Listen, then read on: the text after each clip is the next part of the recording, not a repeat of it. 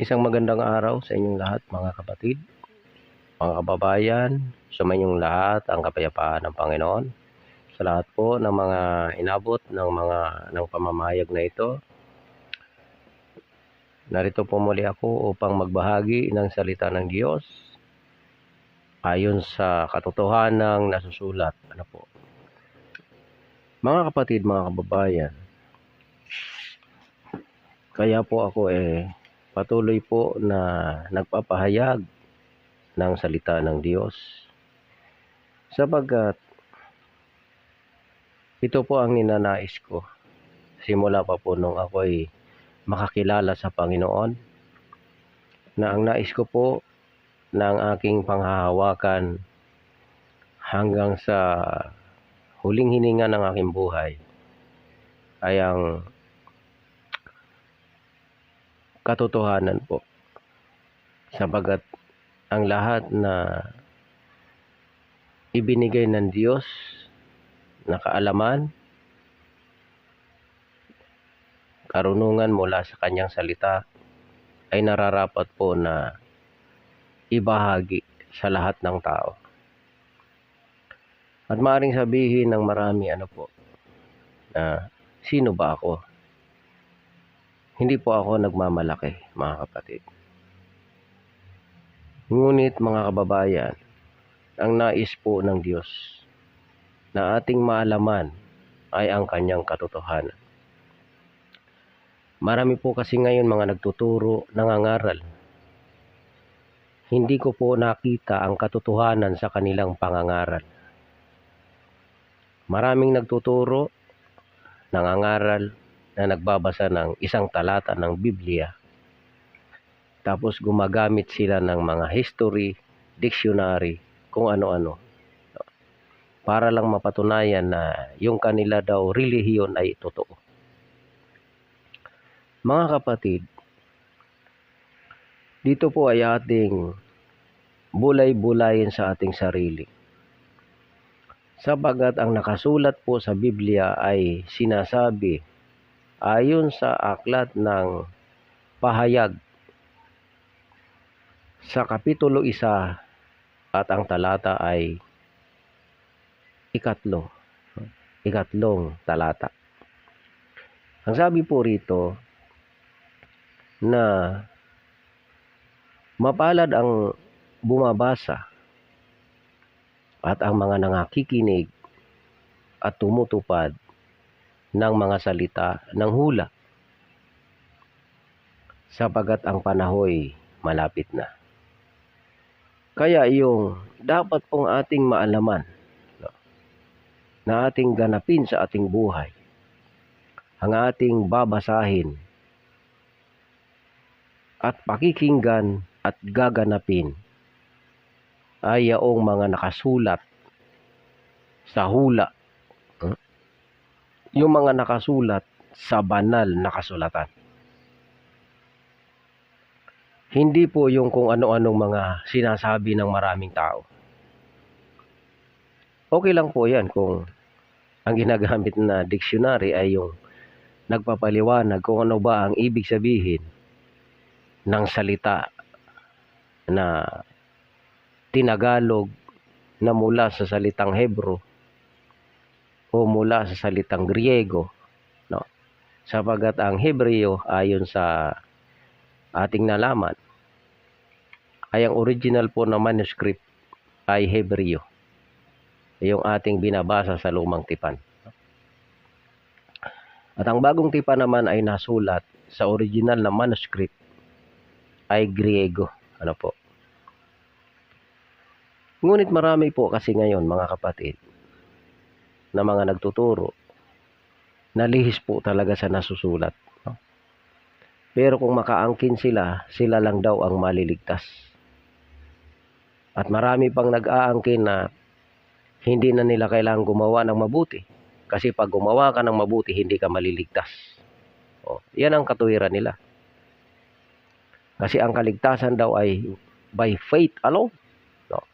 Faith alone. Tanong ko naman sa inyo. Si Cain ba naligtas? Naligtas ba si Cain?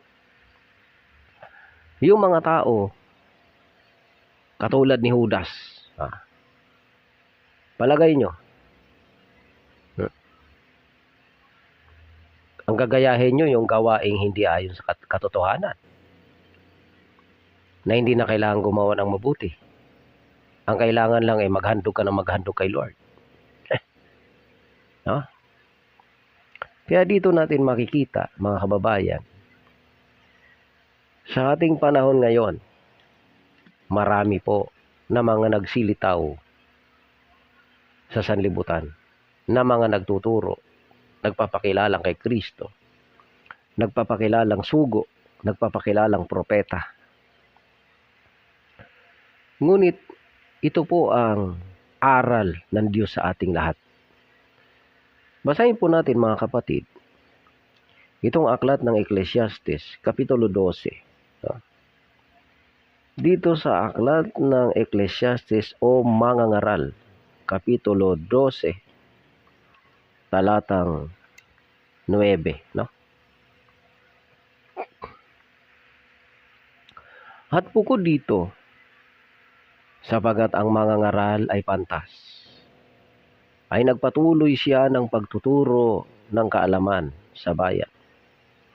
Oo, at sumiyasat, at siya'y nangaral at sumiyasat at umayos ng maraming kawikaan. Humanap ang mangangaral ng mga nakalulugod na salita at ng nasusulat na matuwid na mga salita ng katotohanan. Yun. Marami pong mangangaral ngayon na nagmamalaki dahil sila daw ay may pinag-aralan, nakapagtapos sa akademya, nakapagtapos sa seminaryo, sa Bible School. Nakapagtapos daw sila. Kaya sila ay proud na taas noon na ipinagmamalaki na sila ay sinugo.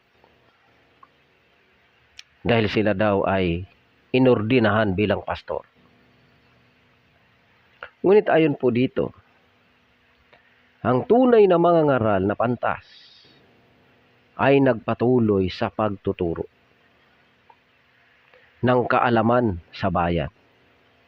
Ano po ang itinuturo ng mangangaral na pantas? Kaalaman. Kaalaman sa bayan. Ano po bang kaalaman yun?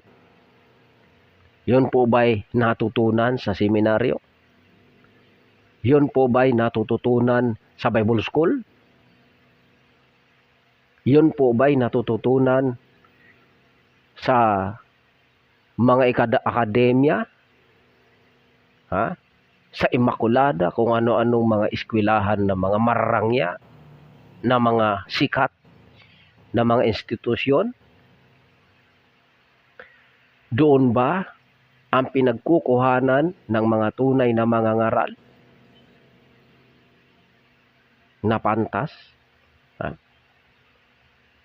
Anong sabi? Ulitin lang po natin, ano po? Ang sabi rito, nagpatuloy, no? Nagpatuloy siya ng pagtuturo sa bayan, no? Ano ang itinuturo ng pantas na mangangaral? At ang pantas na mangangaral ay nagpatuloy siya ng pagtuturo ng kaalaman sa bayan. Kaalaman po ang itinuturo. Anong klaseng kaalaman? Siya'y nag-aral. Nag-aral naman po pala. Saan kaya nag-aral? Sa Bible School? Baka sa Bible School, no? O di kaya sa seminaryo? O di kaya sa akademya? Oo nga, no? Teka. Ang sabi, at bukod dito, sapagkat ang mangangaral ay pantas, ay nagpatuloy siya ng pagtuturo ng kaalaman sa bayan. Oo, siya'y nag-aral. Nag-aral pala, mga kapatid. Oo nga, no? Kaya totoo pala yung sinasabi ng mga pastor na kailangan may diploma talaga eh. May diploma nga pala. Ayun kaya ang nakasulat. Tingnan nga natin. At sumiyasat at umayos ng maraming kawikaan. Kawikaan. Inayos pala yung maraming kawikaan. Kawikaan. Saan po ba kaya? Ano kaya yun? Kawikaan ng sanlibutan? Yung mga poet ng sanlibutan? Yung kaya yun? Mga poetry, mga kawikaan, mga salawikain ng sanlibutan, yung kaya yun, mga kapatid, ang sinisiyasat at inaayos ng pantas na mga ngaral na itinuturo niya sa bayan. Ay basahin natin ang talatang 10. Humanap ang mga ngaral ng mga nakalulugod na salita. Ayun, humanap pala siya ng mga nakalulugod na salita, mga kapatid. Saan kaya niya nahanap yun? Baka sa akademya, o di kaya sa Bible school, o di kaya sa seminaryo, no? Tingnan natin kung saan niya nahanap yun. Humanap ang mga ngaral ng mga nakalulugod na salita at nang nasusulat. Ay, nasusulat po pala, mga kapatid. Saan kaya nakasulat ito? Doon kaya ito nakasulat sa binabasa ng mga ministro na pasugo? Teka, baka sa pasugo ito nabasa, no? Ang sabi rito, humanap ang mga ngaral ng mga nakalulugod na salita at nang nasusulat na matuwid. Wala naman po nakasulat na, hindi po nakalagay na nakasulat sa pasugo.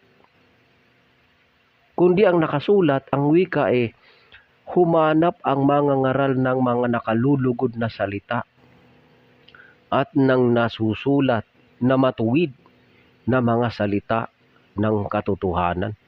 Ayun, mga salita po pala ng katotohanan ang siniyasat ng mga pantas na mga ngaral. Sinisiyasat niya. Talagang inayos niya. Siniyasat niyang maigi bago niya itinuro, no? Pero hindi po niya kinuha doon sa pasugo, no? At saka sa history ng simbahan ng mga Romano, no?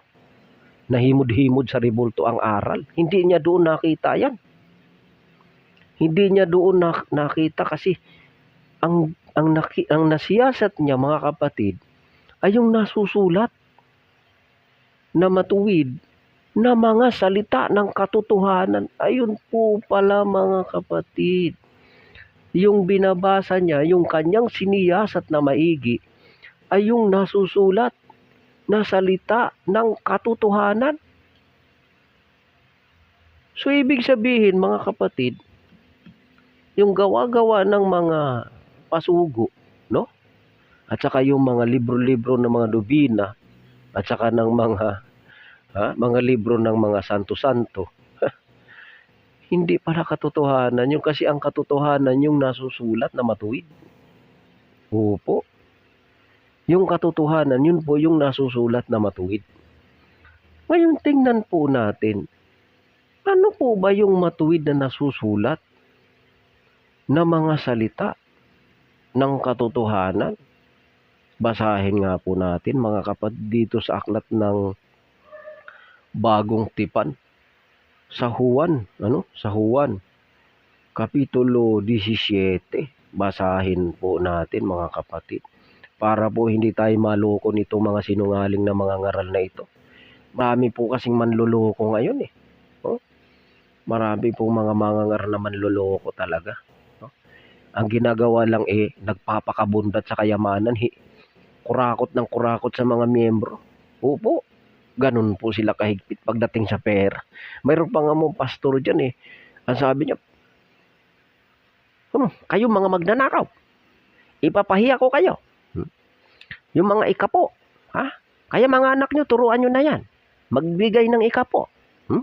Kung hindi kayo mag-ikapo, at saka yung mga handog ninyo, yung mga offering ninyo, ipapahiya ko kayo. Ayan, sabi nung pastor na yon. Grabe talagang higpit pagdating sa pera itong mga pastor na ito. Pero ang aral, kademonyuhan. No? Pagdating sa pera talaga ang magnanakaw doon, sabi. Ang magnanakaw, pinapatayan eh. Patay ng Diyos yan, pinapatayan. Yung mga magnanakaw na yan. Sabi ganon, sabi ni pastor. Oo. Pero yung aral niyang kasinungalingan, walang patay. Oh? Pag ang nangangaral sila ng kasinungalingan, hindi sila patay. Buhay sila. Grabe. No? Ang aral kasinungalingan, buhay. Pero pag hindi ka daw magbigay ng offering kay pastor, at pagka hindi ka raw magbigay ng ikapo, nagnanakaw ka raw, dapat daw patayin ka eh. Pinapatay daw talaga ng Diyos yung mga magnanakaw na yan. Ikaw kaya hindi ka magnanakaw? Ha? Nagtuturo ka ng kasinungalingan, kamkam ka ng kamkam ng pera ng mga miyembro mo. Oh, di ba magnanakaw ka rin? Oh. Kasi mabuti sana kung ang aral mo katotohanan. Hindi naman katotohanan, kasinungalingan eh. Tapos tatakutin mo yung mga tao na pinapahiya, kailangan patayin pag nagnanakaw.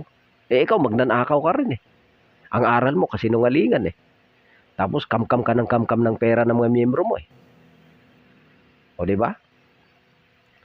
Nasabi rito sa aklat ng Juan 17:17. Sa binasa natin kanina, ano po? Ang sabi rito, pakabanalin mo sila sa katotohanan. Ang salita mo'y katotohanan. Ayun mga kapatid.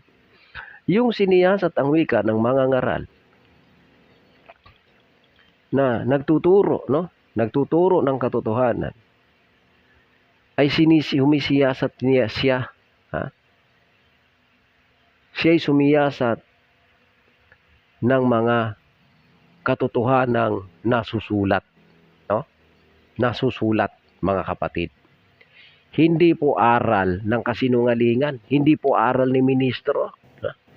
Hindi po niya siniyasat doon. Hindi po niya siniyasat doon sa pasugo.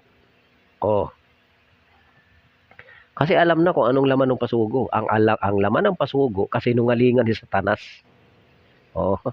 Kasi ang katotohanan po ang makapagpapabanal sa tao, yung katotohanang nasusulat. Ano po ba yung katotohanang nasusulat? Ay sabi ng Panginoong Jesucristo, pakabanalin mo sila sa katotohanan. Ang salita mo'y katotohanan. Di yung siniyasat ng mga mangangaral na tunay, yung pantas na mangangaral, ang sinisiyasat, yung nasusulat na katotohanan ng mga salita ng katotohanan. Ano ba yung salitang katotohanan na nasusulat? Ang sabi ng Panginoon Jesucristo, pakabanalin mo sila sa katotohanan. Ang salita mo'y katotohanan. Ang salita pala ng Diyos ang katotohanan. Ngayon, yun po yung sinisiyasat ng mangangaral na pantas na kanyang itinuturo sa bayan. Yung katotohanan na nasusulat ng mga salita. Yan. Yan po mga kapatid. Balikan po natin muli yung Ecclesiastes. No? Napakagandang pakinggan itong aral na ito. Na yung pantas na mangangaral ay sumiyasat at umayos ng maraming kawikaan. Na ang sabi, at bukod dito, sapagat ang mangangaral ay pantas, ay nagpatuloy siya sa pagtuturo. Ayan. Yung pantas na mangangaral ay nagpapatuloy sa pagtuturo. ng kaalaman sa bayan. Yun. Ang itinuturo ay kaalaman, hindi kasinungalingan. Oh.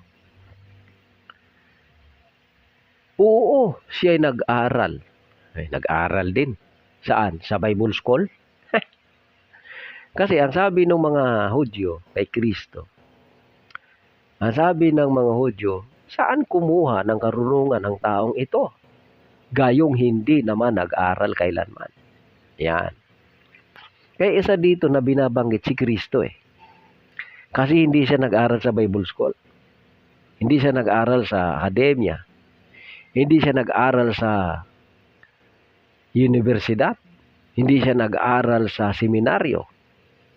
Kundi siya'y sumiyasat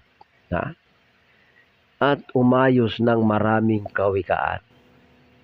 Humanap ang mangangaral ng mga nakalulugod na salita at ng nasusulat na matuwid na mga salita ng katotohanan. Ayun. Yung salita ng katotohanan ang dapat siya sa atin ng nangangaral. Hindi yung ang sinisiyasat ng maraming mga pastor ngayon kung paano kumita.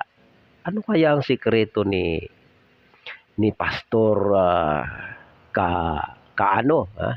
si pastora? Paano kaya niya napalago yung kanyang church? Na siya ngayon ay marami ng mga church building. Yan. Marami na siyang miyembro. Ayan. Marami na siyang nahikayat. Marami na siyang nauto. Yun. Yun ang gustong gayahin ng mga nag-aaral sa Bible School. Kasi napalago ni pastora yung kanyang pamumuno. Napalago ni ministro yung kanyang aral. Gumamit siya ng pasugo. Yan. Lumago. Dumami ang mga miyembro. Ayan. Yan ang kanilang pinag-aaralan. Kasi nakita nila, guminhawa ang buhay, yumaman, dumami ang pag-aari. Yan. Dumami ang kotse. Yun ang kanilang hinahabol na magaya nila. Opo. Pero hindi nila hinahabol na magaya nila yung katotohanan na dala ni Kristo. Yung katotohanan na aral ng Diyos. Sapagat ang sabi dito, yung pantas na mangangaral ay nagpatuloy siya ng pagtuturo ng kaalaman sa bayan. Oo, sabi. Siya ay nag-aral at sumiyasat at umayos ng maraming kawikaan.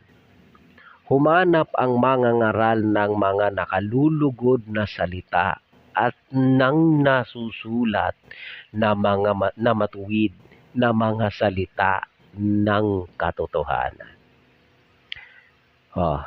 Ang hinahanap ng pantas na mangangaral na ituturo sa bayan ay yung nasusulat na matuwid na mga salita ng katotohanan. Isipin mo, ang ituturo nasusulat. Hindi lang nasusulat, matuwid. Ano pa? Salita ng katotohanan. Yan. Ngayon, ano po ang katotohanan na nasusulat, na matuwid? Ang sabi ng Panginoong Hesukristo ay pakabanalin mo sila sa katotohanan. Ang salita mo'y katotohanan. Yan. Ang dapat palang ituturo ng tao. Ang dapat palang siyasatin ng tao na maigi na kanyang iaaral, ituturo sa bayan ay yung matuwid na salita ng katotohanan. Ang wika, sumiyasat ang mangangaral. Ang sabi, humanap ang mangangaral ng mga nakalulugod na salita. Anong klaseng nakalulugod na salita? Yung sinasabi ni Apostol Pedro o ni Apostol Pablo na sa kanilang matatamis na salita. At sa mga maiinam na talumpati ay dinadaya ang mga puso ng mga walang malay. Yan. Sabi ni Apostol Pablo yan, ano? Nasabi na sila sa hindi pagkaramdam ng kahihiyan ay napahikayat sa kalibugan upang kalakalin ang lahat ng karumihan ng buong kasakiman. Yan. Ganyan po maghikayat ang maraming tao. Basta ang mahalaga, makahikayat sila ng maraming miyembro. Wala silang pakialam kung yung turo ay kasinungalingan na. Basta ang mahalaga, ginamit nila pangalan ni Kristo. No? Pero ang tunay pala na mga mangangaral ay ang wika, humanap siya. No? Humahanap ang tunay na mangangaral. Ano ang hinahanap? Humanap ang mangangaral ng mga nakalulugod na salita at ng nasusulat na matuwid na mga salita ng katotohanan. Yan po Yan po talaga ang kailangan. Matuwid na salita ng katotohanan.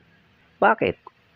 Dahil ang sabi rin dito sa Osiyas, sa Osiyas Kapitulo 4, talatang 6, may nakasulat po rito na sinasabi.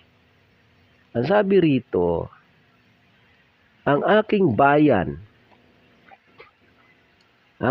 bayan ay nasira dahil sa kakulangan ng kaalaman. Ayan. Sapagkat ikaw ay nagtakwil ng kaalaman, akin namang itatakwil ka upang ikaw ay huwag maging saserdote ko.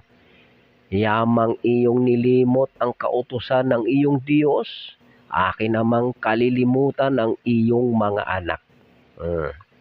Yung ang sabi, kaalaman pala ay nasa kautusan ng Diyos. Nasa salita ng Diyos po talaga, mga kapatid. Kaya ang nasira, ang bayan na hangal, ang bayan na mangmang, kulang sa kaalaman. Saan po nagkukulang sa kaalaman? Sa kautusan ng Diyos. Nagkukulang sa kaalaman sa pag-alam ng nasusulat na salita ng katotohanan. Kaya mga kababayan, ito po yung patuloy na aming ipinahahayag sa lahat ng tao. Na ang nararapat po nating maalaman na itinuturo ng mga pantas na mangangaral ay yung mga salitang nasusulat. Na Na mga salita ng katotohanan. Ano po ba yung katotohanan? Ang katotohanan po ay yung magpapabanal sa tao. Ang salita ng Diyos. Sabi ng Panginoong Hesukristo, Ama, pakabanalin mo sila sa katotohanan. Ang salita mo'y katotohanan. Yan po yung iyong iaaral sa tao. Yun po yung dapat marinig ng mga tao, ang katotohanan. Ang salitang nasusulat na matuwid na mga salita ng katotohanan. Kaya mga kababayan, ang patuloy ko pong paghihimok sa lahat, tayo po ay magpatuloy sa katotohanan. Sapagat ang katotohanan lamang po ang makapagpapalaya sa atin. Juan 8:31-32. Yan po ang katotohanan. Ang makapagpapalaya po sa lahat ng tao ay ang katotohanan. At ang dapat nating tanggapin na ipinangangaral ng mga nagtuturo ay yung nasusulat na mga salita ng katotohanan. Sapagat ang mga mangmang ang wika ay masisira dahil sa kakulangan sa kaalaman. So muli, pagpalain kayo ng ating Panginoon. God bless po sa inyo lahat.